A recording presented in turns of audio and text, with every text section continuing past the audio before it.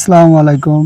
সকাল ৬টা বন্ধু মোগলেস ফোন দিল মৎস্য প্রজেক্টের মাছের ভিডিওর জন্য।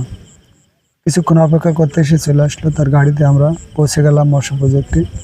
যেই দেখি অলরেডি জেলেরা মাছ ধরা শুরু করে দিয়েছে, জাল ফেলে জাল তোলা শুরু করে দিয়েছে। আমরা যেতেই পরিবেশটা পর্যবেক্ষণ করলাম এবং সকালের ঠান্ডা মৃদু বাতাসে একটা অন্যরকম প্রশান্তি মনের মধ্যে বয়ে গেল। যারা ভোরে ফরজের নামাজ পড়তে ওঠে তারাই শুধু এই প্রশান্তি অনুভব করতে পারবে। আমরা যেতেই জেলেরা আমাদের দেখে অনেক আনন্দিত হলো। প্রতিদিনের মতো আজও আমরা পৌঁছে গিয়েছি। সার্বিক বিষয় দেখাশুনো ও আমাদের পেজের জন্য ভিডিও নিতে এবং যারা মাছপ্রেমী মৎস্য চাষ করে থাকেন তাদেরকে আপডেট জানানোর জন্য। আপনারা যারা মাছ চাষের সাথে জড়িত যে কোনো বিষয় জানতে আমাদের সাথে যোগাযোগ করতে পারেন।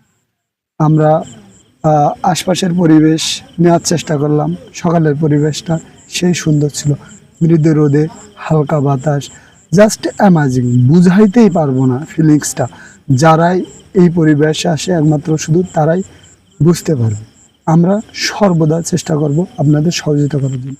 আমাদের এই পেজ থেকে প্রতিদিন নতুন নতুন ভিডিও আপলোড করা হবে।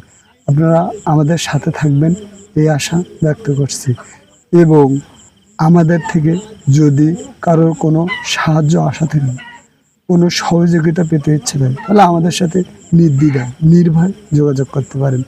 জেলেরা জাল টেনে তুলছেন, কাকু জেলেদেরকে বোঝানোর চেষ্টা করতেছে কিভাবে জালটা প্লেস করবে এবং মাছ, অনেক মাছ উঠেছে জালে, এগুলো একসাথে নেওয়া সম্ভব ছিল না, ভাগ ভাগ করে নিতে হবে।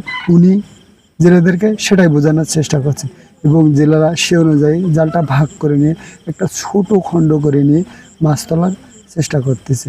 সে অনুযায়ী এখন জেলেরা জাল ঝাড়তেছে। গ্রাম্য পরিবেশে যেভাবে জাল দিয়ে, ব্যাট জাল, এটাকে ব্যাট জাল বলা হয়, ব্যাট জাল দিয়ে গ্রাম্য পরিবেশ